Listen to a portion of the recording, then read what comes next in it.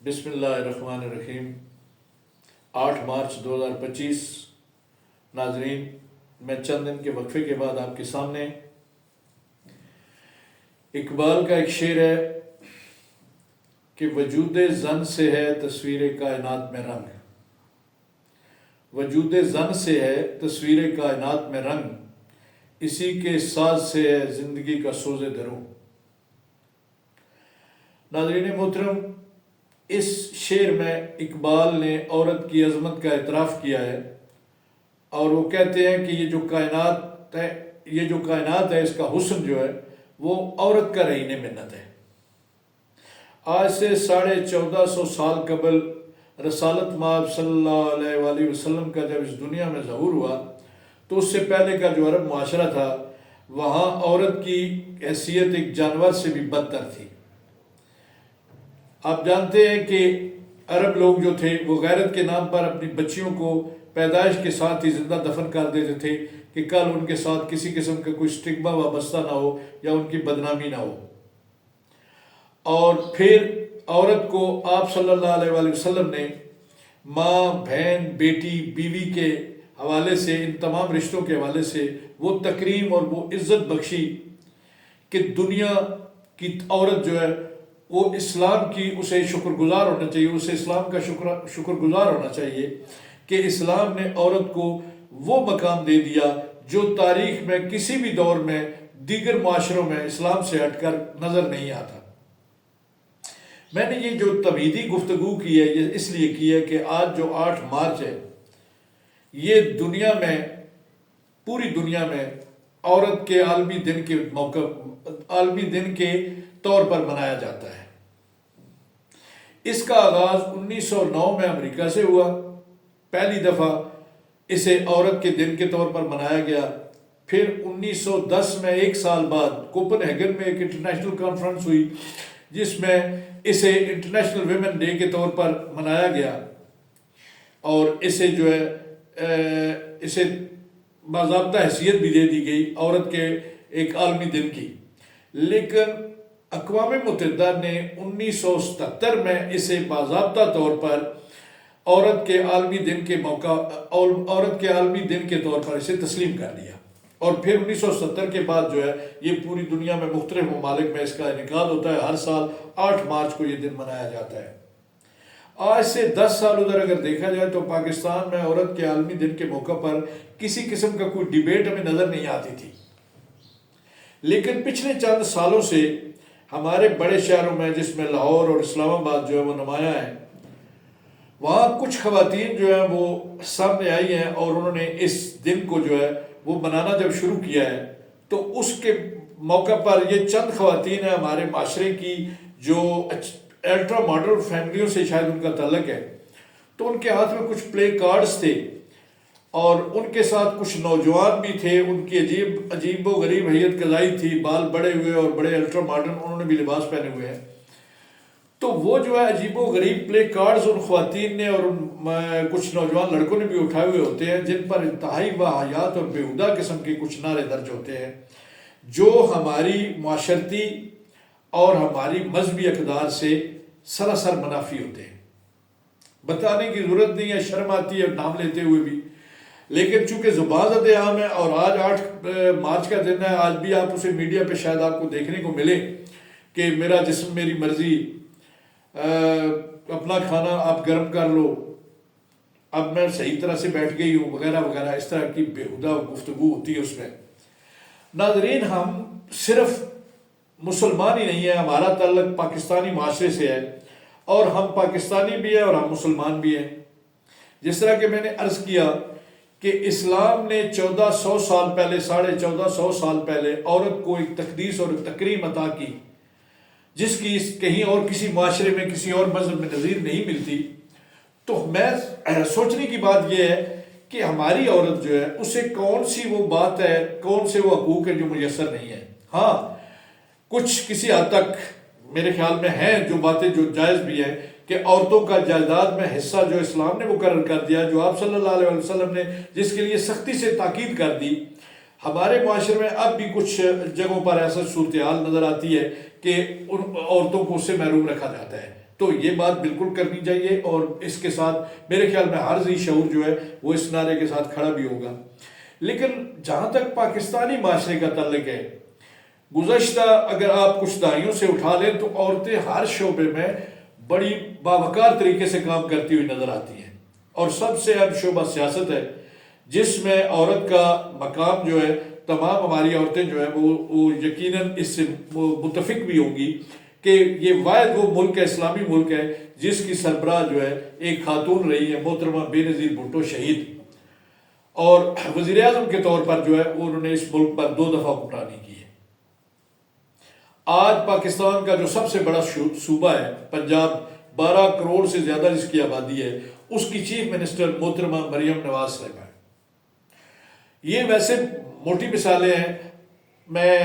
ایک مجھے یاد آ رہی ہے ایک نوجوان خاتون جو آرمی میں تھی، اور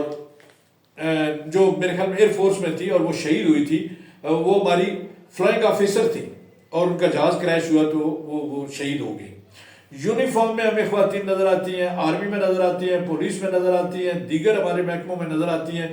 بلکہ اب تو 112 میں بھی میں نے خواتین کو یونیفارم میں دیکھا ہے۔ میڈیکل کا شعبہ تو خواتین، میرے خیال میں اس پہ خواتین کی اجارہ داری ہے۔ ہمارے میڈیکل کالجز میں جو اوپن میرٹ پہ ہمارے انٹری ٹیسٹ ہوتے ہیں، ان میں خواتین اور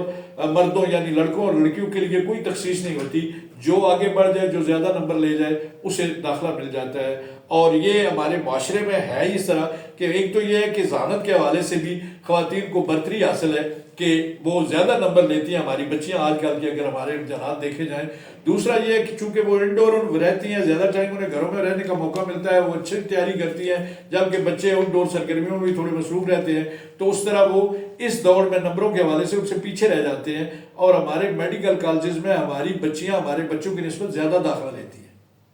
اور اس کے علاوہ ایک ہمارا علادہ میڈیکل کالج ہے جو ہماری بچیوں کے لیے ادھر راولپنڈی میں، فاطمہ جناب میرے خیال میں یونیورسٹی میں یہ میڈیکل کالج میں۔ تو ناظرین کرام، کہنے کا مطلب یہ ہے کہ یہ جو ہماری خواتین، یہ جو ایک مغربی ایجنڈا لگتا ہے، یہ تو اس کو ٹو کر رہی ہوتی ہیں کہ انہوں نے جو یہ پلے کارڈز اٹھا رکھے ہوتے ہیں، کیا وہ کس حوالے سے کس آزادی کی بات کرتی ہے؟ ہمارے ملک میں سیاسی حوالے سے عورت اس لیے آزاد ہے کہ آپ کو بھی 2 نام میں نے بتا دیے، بڑے نام پاکستانی تاریخ کے۔ اس کے علاوہ مذہبی حوالے سے، معاشی حوالے سے، سیاسی حوالے سے، اقتصادی حوالے سے، ہر شعبہ زندگی میں خواتین جو پیش نظر آتی ہیں۔ تو ہمیں سوچنا یہ ہوگا، ہماری خواتین کو بھی سوچنا یہ ہوگا کہ کون سی آزادیاں یہ خواتین جو ہے، یہ پاکستان میں اگر آپ سروے کرائیں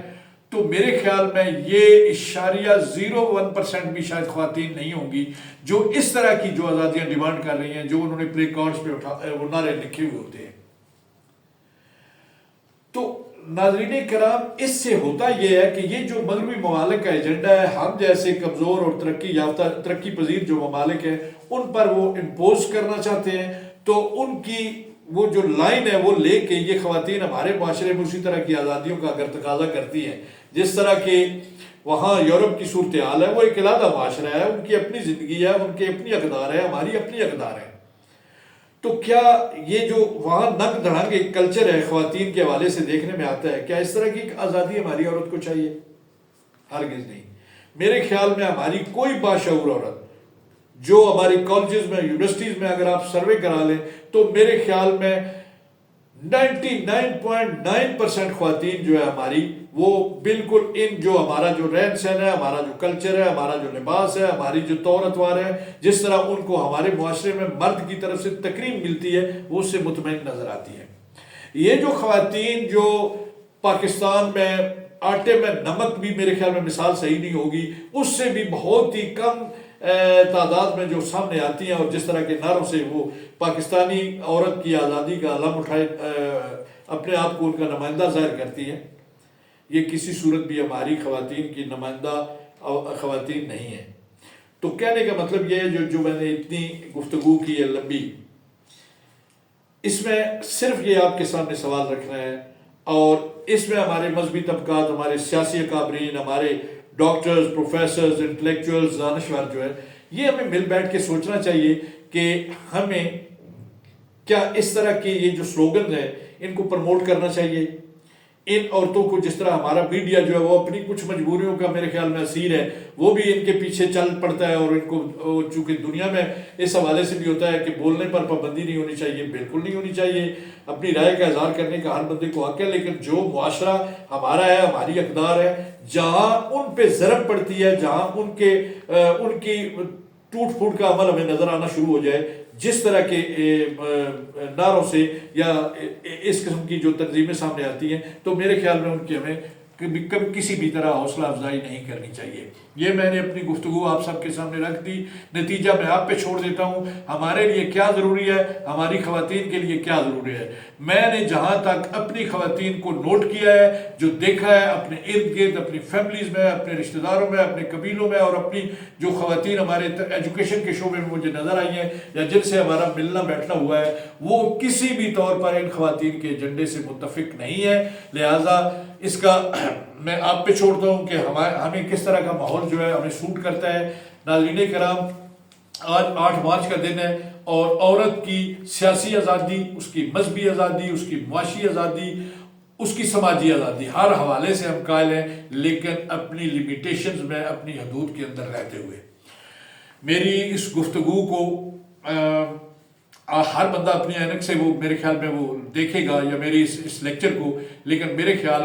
میں اس حوالے سے مطمئن ہوں کہ پاکستان کی 99.99% خواتین بھی میری اس گفتگو سے، میری ان دلائل سے متفق ہوگی۔ آپ سب کی بہت مہربانی، آپ کا بہت شکریہ، آپ سلامت رہیے، آپ میری